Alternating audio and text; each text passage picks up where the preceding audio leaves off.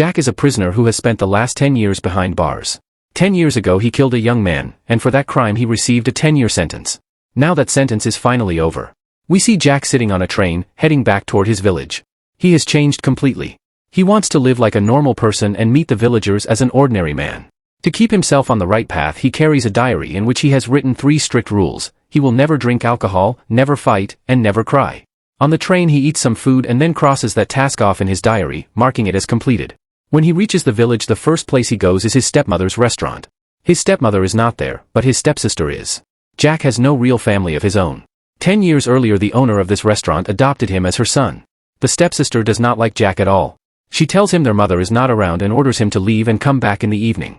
With nowhere else to go, Jack heads to a public bathhouse. After 10 years in prison he does not understand the new electronic lock. The bathhouse attendant loses his temper and starts insulting him, taking advantage of Jack's polite nature.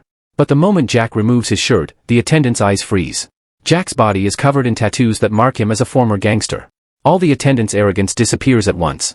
Meanwhile, in the middle of the street, a group of thugs is beating a young man while the police simply watch from a distance. The thugs work for the city's most powerful gangster, Kazama, so the police are too afraid to intervene. Nearby, another gangster named Chulbul is harassing a line of decent young men. Then Jack appears. At first glance he looks harmless, the kind of man even a child would not fear. Yet the moment Chulbul sees him he falls completely silent. He recognizes Jack and knows exactly how dangerous he used to be. The respect Chulbul shows makes it clear that Jack was never an ordinary gangster in his time. Jack then visits another old acquaintance, Shinchi. Shinchi was once Jack's close friend.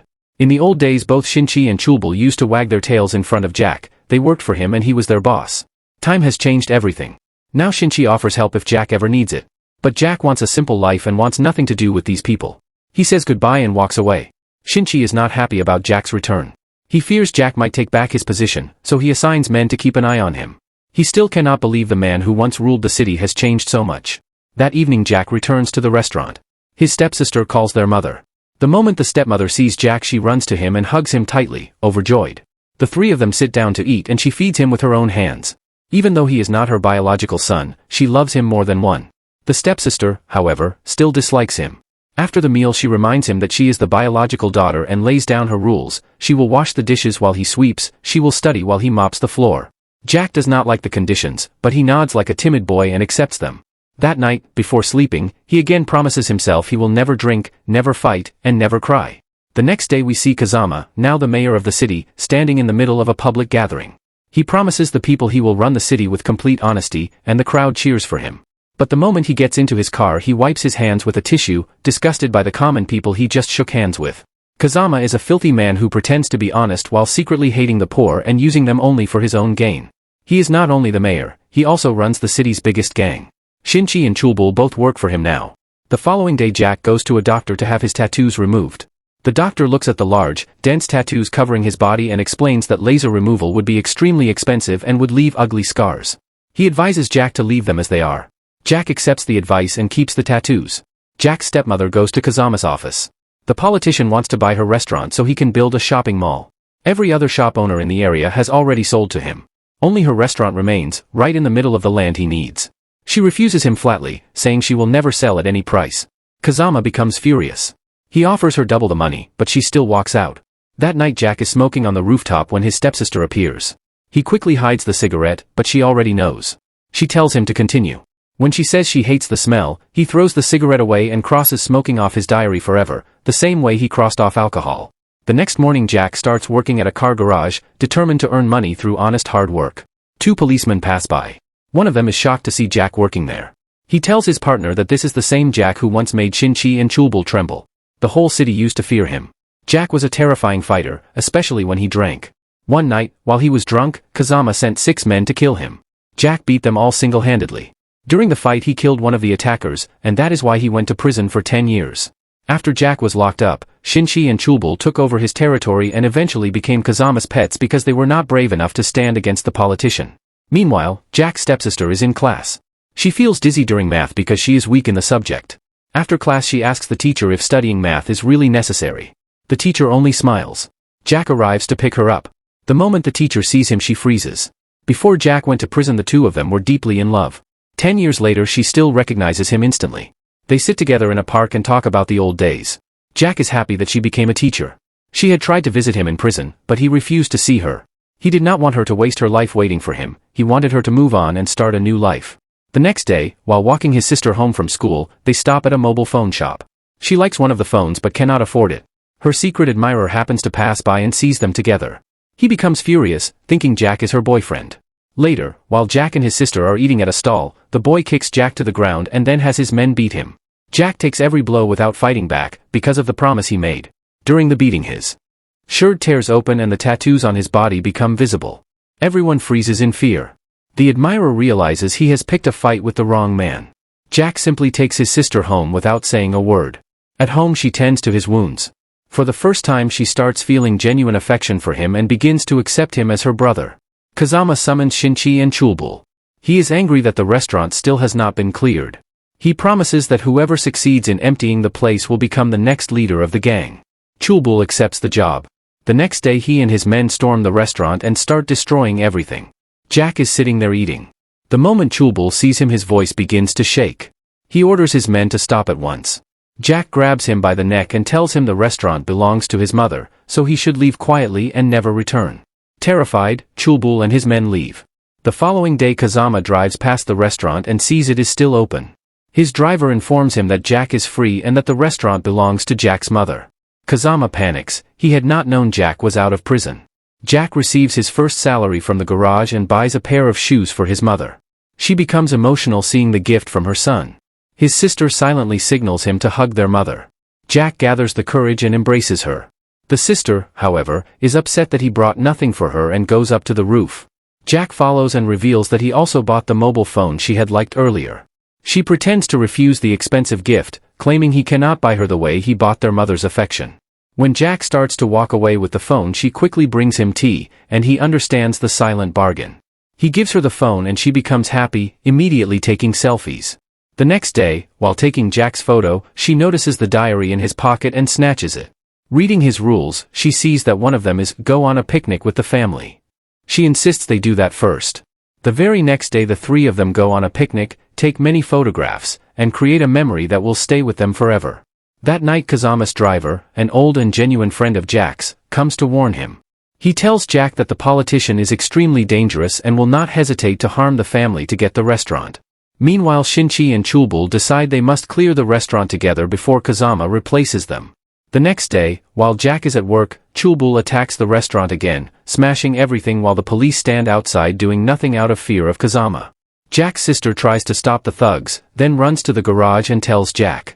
By the time he arrives the men have already left. Jack goes straight to Kazama and tells him he has given up fighting and only wants to live a quiet life.